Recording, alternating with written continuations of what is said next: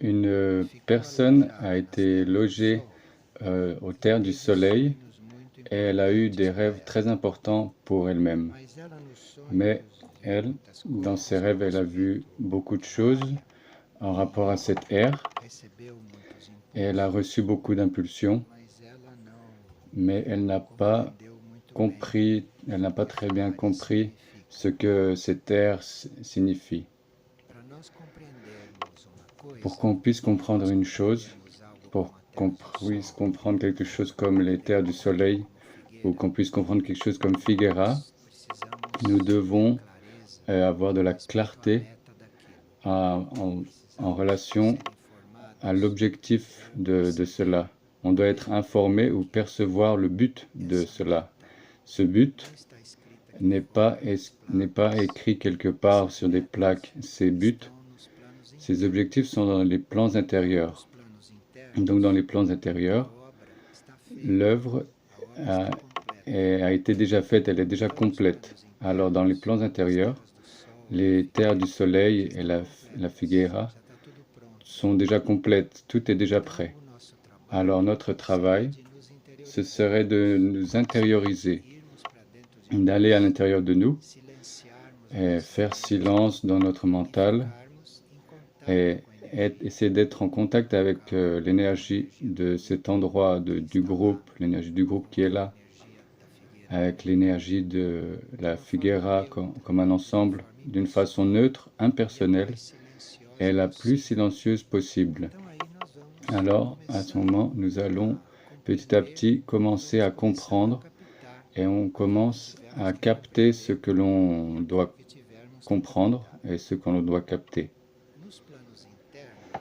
Dans les plans intérieurs, la chose est claire en elle-même et la chose existe et fonctionne. Dans les plans extérieurs, ce n'est pas toujours le cas.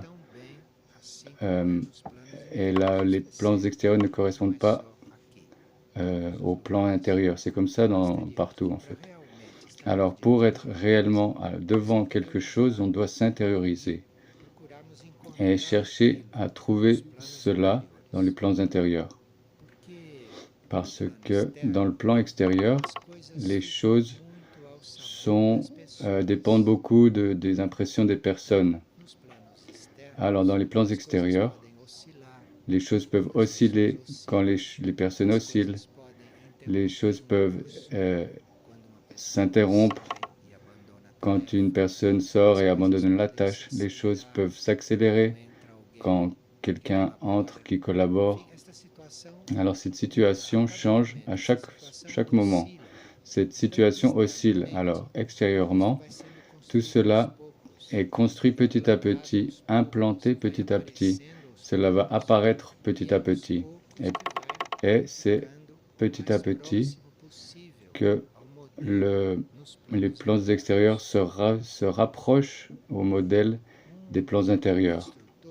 Un instructeur appelé Moria, il disait que à cause de ce va-et-vient des personnes, beaucoup de possibilités se perdent en fait. Beaucoup de possibilités sont retardées. Les choses mettent du temps avant de se réaliser, justement parce que les personnes sont instables, parce que la situation extérieure est instable.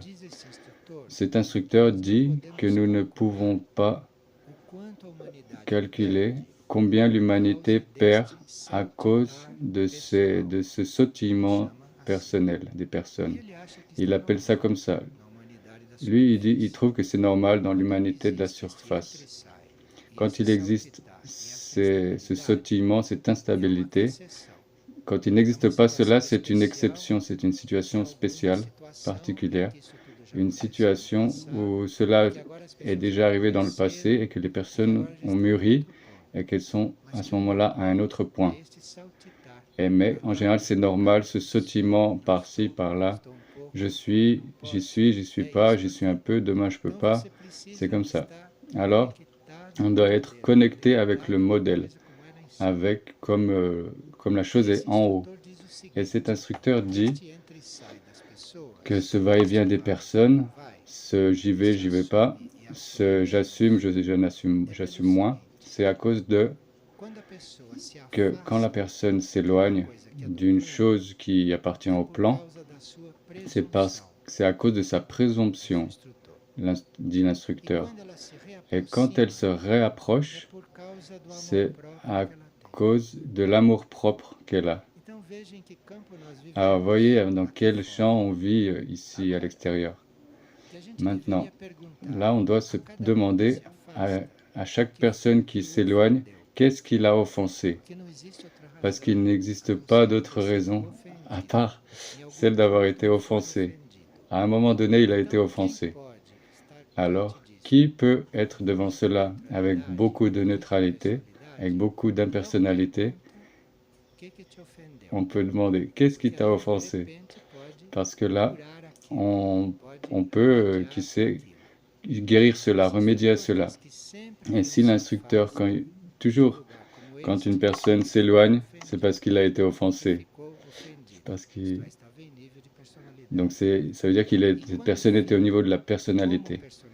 Et quand il reste en tant que personnalité, c'est par amour-propre, par amour à soi-même. Alors, l'amour de cet individu doit être travaillé. L'amour de cet individu doit être purifié, doit être élevé, parce que, comme ça, il n'y aura plus cela de l'amour-propre, ni offense. Mais ceci est un processus.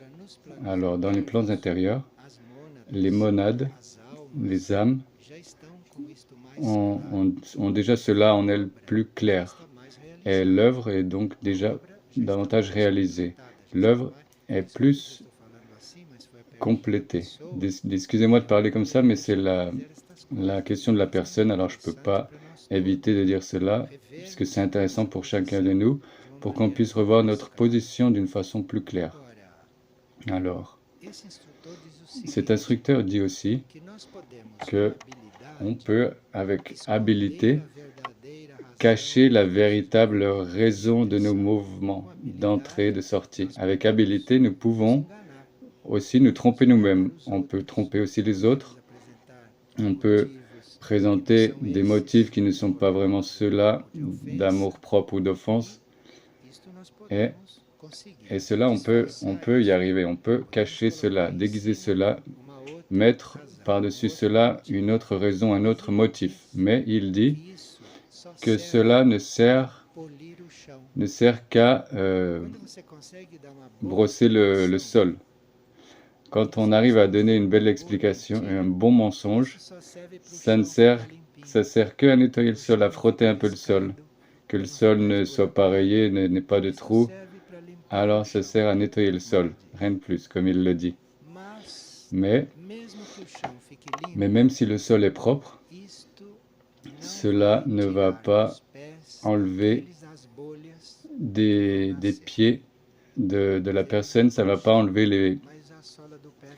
les bulles, les cloques de ses pieds.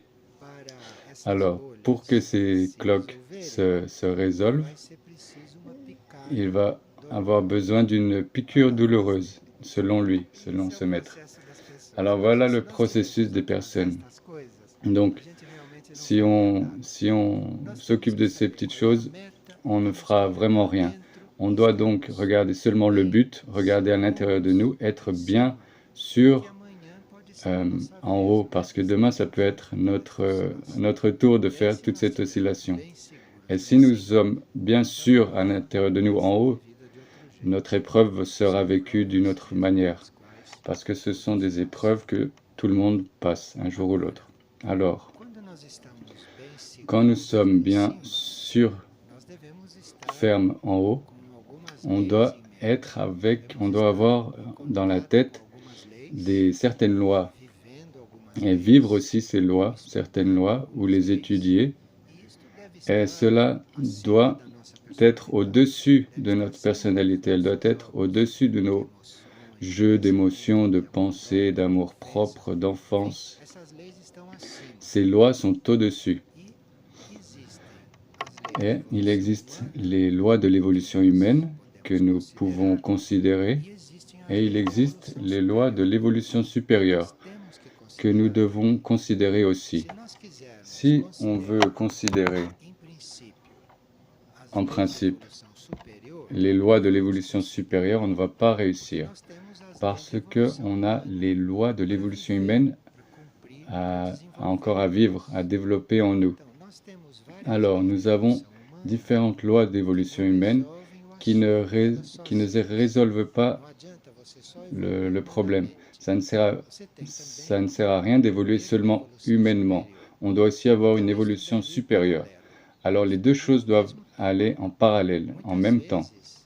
Souvent, les lois de l'évolution supérieure dont tu as besoin pour s'identifier avec le plan divin, pour s'identifier avec une tâche évolutive, tu dois être dans une loi supérieure. Avec la loi humaine, tu n'y arrives pas, tu n'y parviens pas.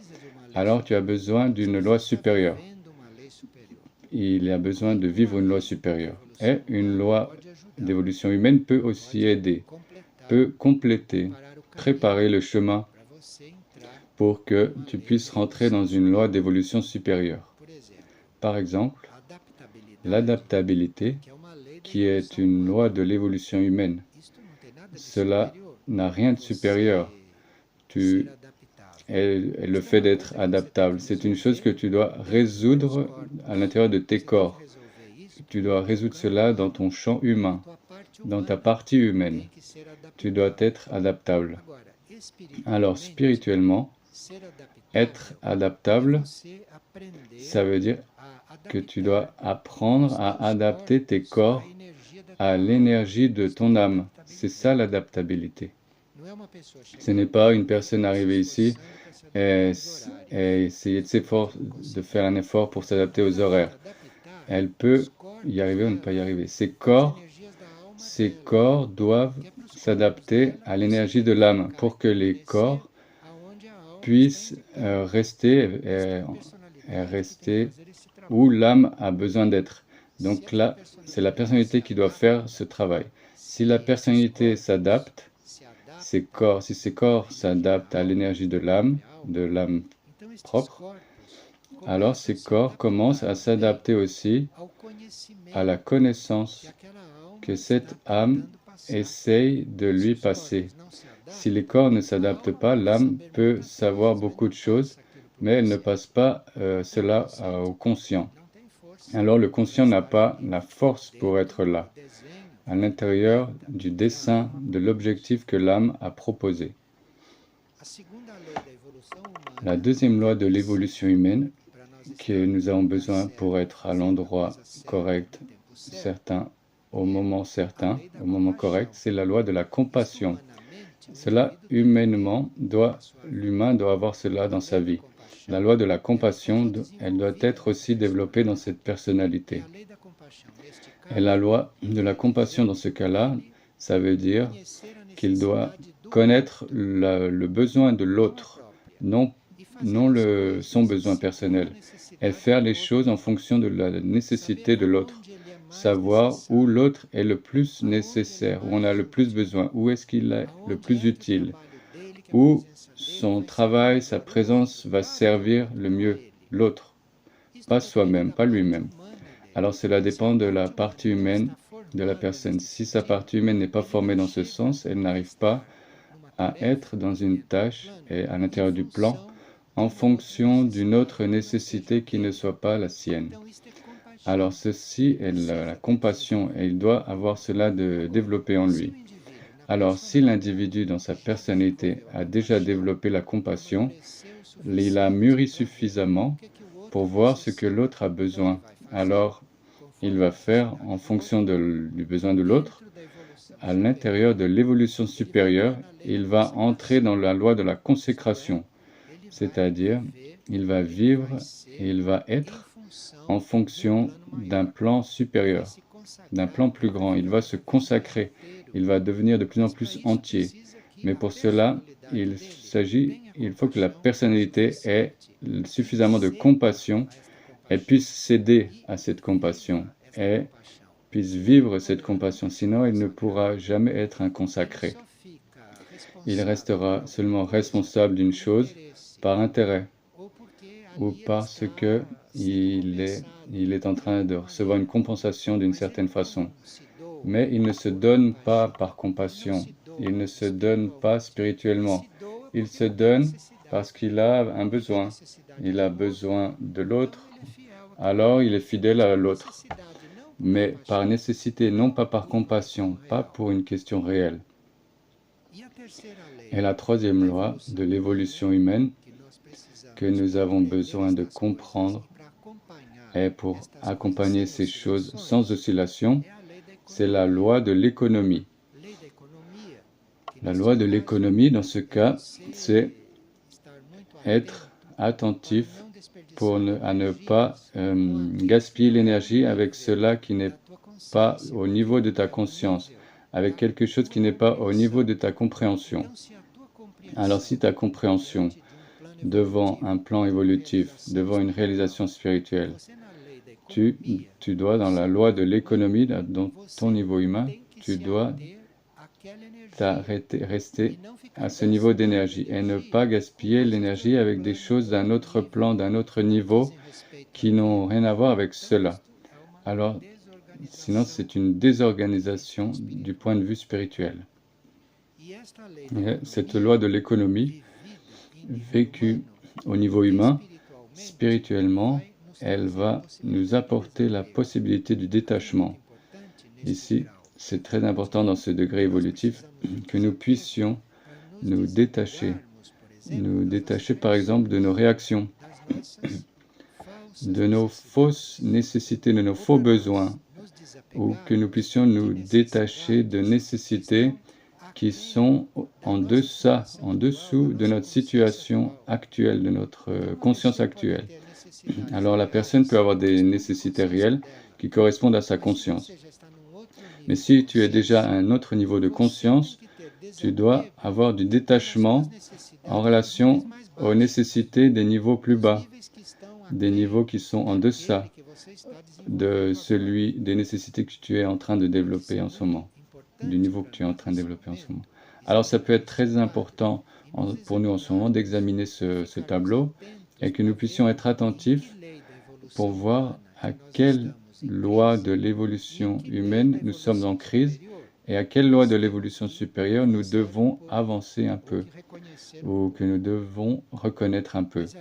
Mais donc la quatrième loi de l'évolution humaine, c'est la loi de la discipline.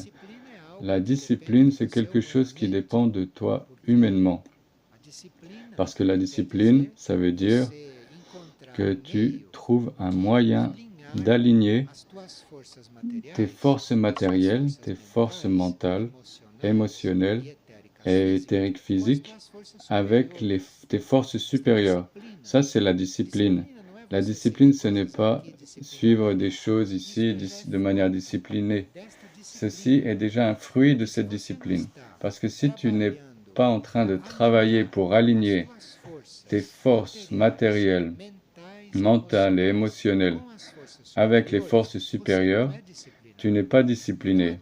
Ça ne sert à rien d'avoir des schedules, des schémas, des plans que tu dois suivre. Tu vas être malade, tu vas entrer en crise, tu vas être fatigué, il va arriver plein de choses parce que tu n'as pas de discipline. Ce n'est pas la discipline externe est aussi utile. Tous les types de disciplines servent.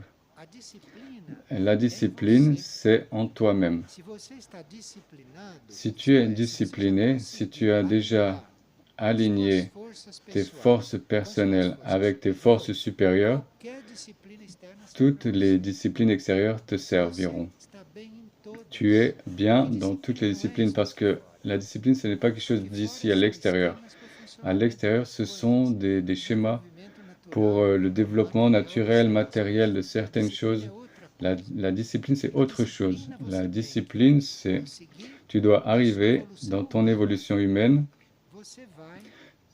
et tu, petit à petit, te connectes avec une loi supérieure d'évolution qui est l'harmonie. Tu ne vas pas, jamais tu vas réussir à trouver l'harmonie dans ta vie ou en toi sans discipline. Mais en premier lieu vient la discipline. En premier lieu, tu dois te connecter personnellement, matériellement, avec tes niveaux supérieurs. Après vient l'harmonie, et donc tu vas être harmonieux. Tout va entrer en harmonie. Quand est-ce que tu es harmonieux? L'harmonie, c'est quand ton conscient, quand ta vie consciente est dans une norme supérieure, un patron supérieur. C'est pas quand tu es bien peigné ou bien habillé ou que tu as un petit sourire. L'harmonie, c'est quand ton conscient, c'est quand ta conscience a reçu les patrons de ton niveau supérieur. Alors l'harmonie, c'est quelque chose qui arrive petit à petit, graduellement. On devient harmonieux graduellement, non pas quand on apprend à marcher, à se peigner. On devient harmonieux, c'est quand ton conscient entre dans les patrons, dans les normes de tes niveaux intérieurs supérieurs. Et la loi de l'évolution humaine qui vient ensuite pour que nous soyons devant le plan évolutif ou devant une œuvre évolutrice de façon stable, cohérente et entière, c'est quand dans l'évolution humaine, cela correspond à la loi de la stabilité. Tu dois être stable humainement. Cela veut dire tu dois être de manière continue en train d'élever ton être. Cela te donne de la stabilité. La stabilité, ce n'est pas quand tu prends un calmant et que tu restes tout calme dans un endroit. Non, c'est quand tu arrives à faire ce travail d'élévation de manière continue, sans interruption. Il n'y a pas besoin de faire cela de façon rapide ou en sautant. Ce n'est pas comme ça. On demande, ceci n'est pas exigé. Cela est fait graduellement, petit à petit, que tu vas en t'élevant. Et si tu t'élèves 2, 3 petites marches et après tu tombes, c'est un manque de stabilité. Alors tu dois t'élever et ne pas interrompre cela. Tu dois doser ton degré d'élévation. Tu te mets dans un mouvement que tu puisses supporter, qui soit bon pour toi. Et cela varie d'une personne à l'autre. Il y a des gens qui s'élèvent plus rapidement que les autres. Autres s'élèvent plus lentement que les autres. Peu importe. L'important, c'est que tu sois en train de t'élever toujours à ton rythme. Si tu adoptes un rythme qui n'est pas le tien, si tu adoptes un rythme plus accéléré ou plus lent que le tien, tu ne vas pas réussir à trouver une stabilité, tu ne vas pas réussir à t'élever toujours. Tu vas un petit peu t'élever à une certaine hauteur, mais à un moment tu vas t'arrêter ou tomber, ou tu vas essayer tu vas entrer avec de l'empressement et tu vas tomber. Alors tu dois reconnaître ton rythme, tu dois trouver ton harmonie et faire cela d'une manière stable, t'élever avec stabilité. Ce qu'il va arriver dans l'évolution supérieure, si tu t'élèves de manière graduelle et stable, ce qui va arriver, c'est ton intégration polaire. C'est seulement dans cette stabilité que ton aspect masculin et ton aspect féminin vont s'intégrer. Cet homme et cette femme qui existent à l'intérieur de toi ne vont pas s'intégrer, ne vont pas s'unir si tu n'es pas stable. On a besoin de stabilité pour devenir un être uni, pour ne pas être soit un homme ou ni une femme, mais pour être une union de ces deux polarités, un être uni. Mais pour cela, tu as besoin de cette stabilité au niveau humain, parce que cette intégration polaire, cette intégration du masculin et du féminin, ce qui résout tous les problèmes de relations de ce monde, dans cette humanité, pour que tu puisses atteindre cette résolution, pour que tu puisses atteindre cette intégration, tu as besoin de cette stabilité. Alors la stabilité, elle a des répercussions spirituelles profondes, parce que tu vas être uni tu vas être équilibré, tu ne vas plus être unilatéral devant rien du tout et devant personne. La gratitude, c'est une autre loi humaine. C'est quand tu as déjà compris que tu dois recevoir tout ce qui t'arrive en tant qu'opportunité évolutrice. Alors, quoi que ce soit qui t'arrive, tu dois être dans la loi de la gratitude. Quoi que ce soit, tu dois comprendre cela comme une opportunité de te travailler, d'évoluer, de croître, de t'élever. Alors ça, c'est la gratitude et c'est une chose humaine. Parce que humainement, tu peux accepter une chose. Et c'est aussi de manière humaine que tu n'acceptes pas une chose. Et si tu n'acceptes pas, tu n'entres pas dans la loi de l'évolution supérieure qui correspond à cela. C'est la loi qui est la loi de la manifestation.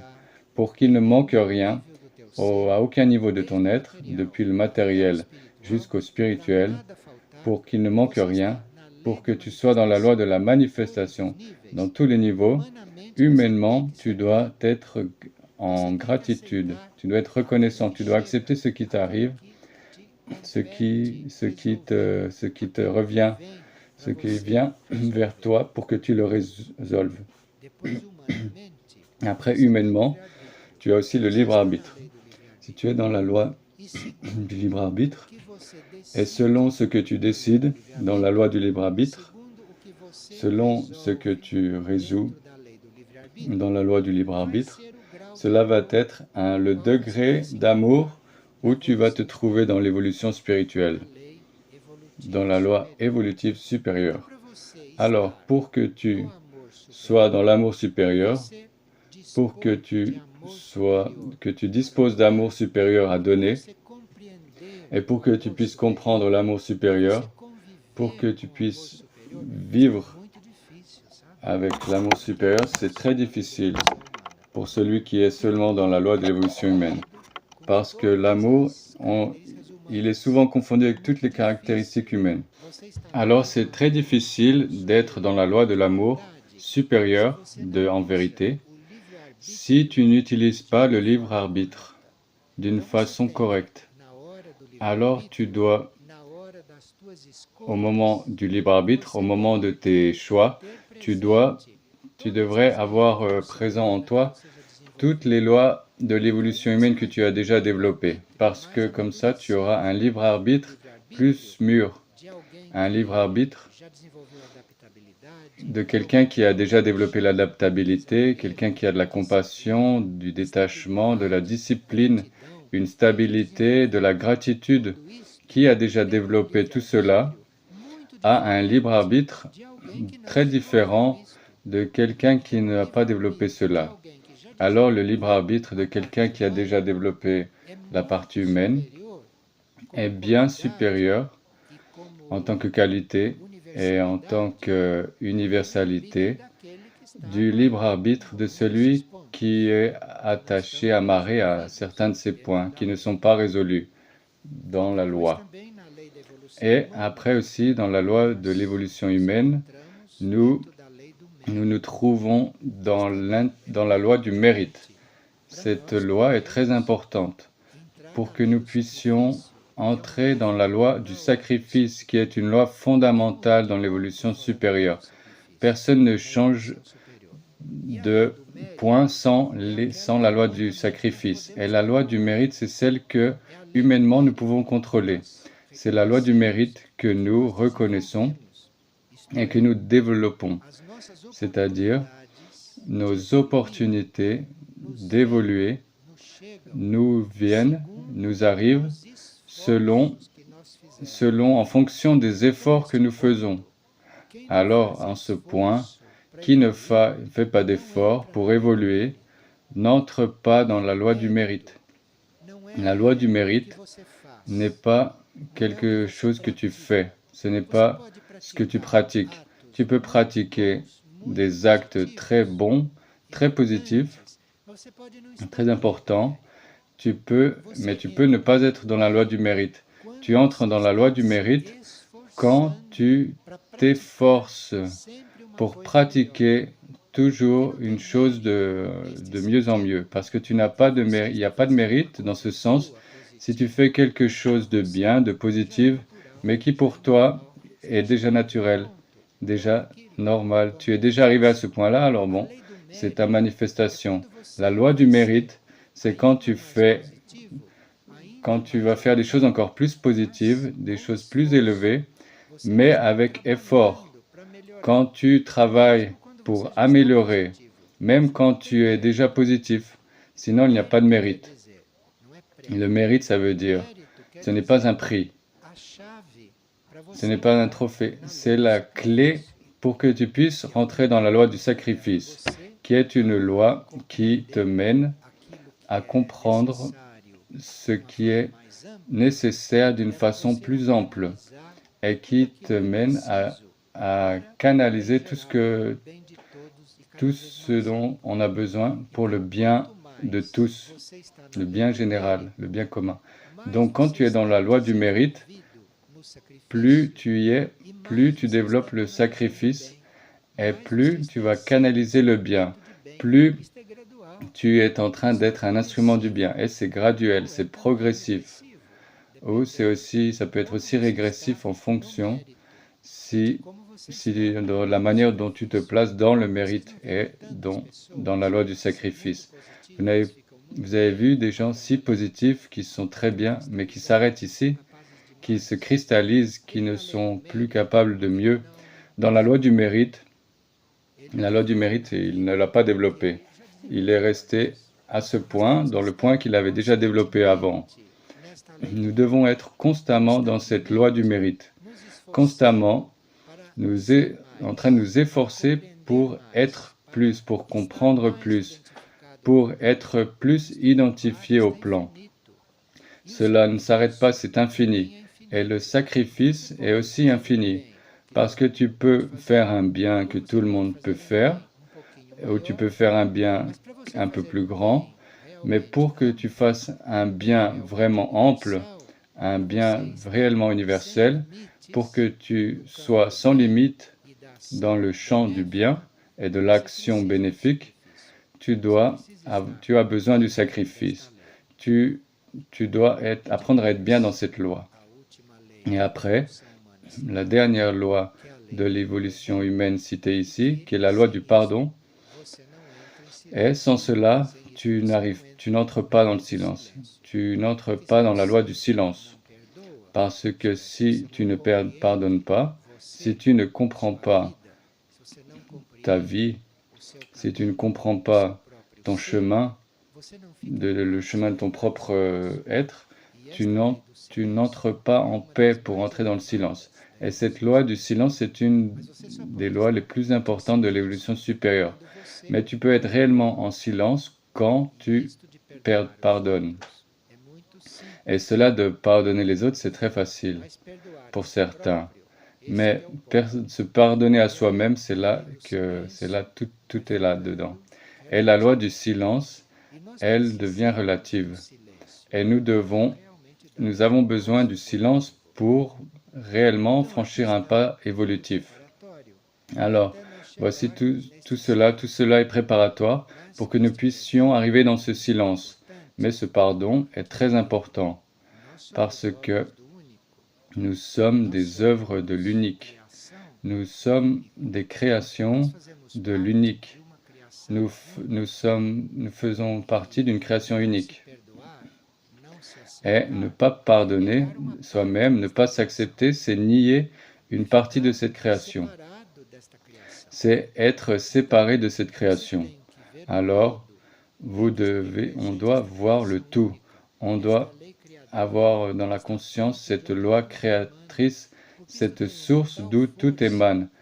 Parce que cela a une telle force que la mesquinerie de ne pas se pardonner, la mesquinerie de juste se concentrer sur notre petite personne, ça nous empêche de rentrer dans le silence. Et le silence nous permet de trouver l'état qui réunit toutes les choses, qui est le silence, toutes nos forces se réunissent, notre potentiel se réunit, se potentialise et se prépare pour un pas. Alors c'est comme ça qu'on entre dans une nouvelle étape. Mais nous avons dû voir tout cela avec toute cette partie préparatoire avec attention, demander l'aide de nos noyaux intérieurs, demander l'aide des hiérarchies pour que nous puissions réaliser cette partie préparatoire, pour que petit à petit nous puissions établir ce silence, pour que ce silence arrive en nous et à un moment donné, tout soit réuni dans ce silence. Et alors, c'est comme ça qu'on arrive à cheminer, à avancer d'une autre façon, à avancer vers d'autres plans, d'autres niveaux de conscience.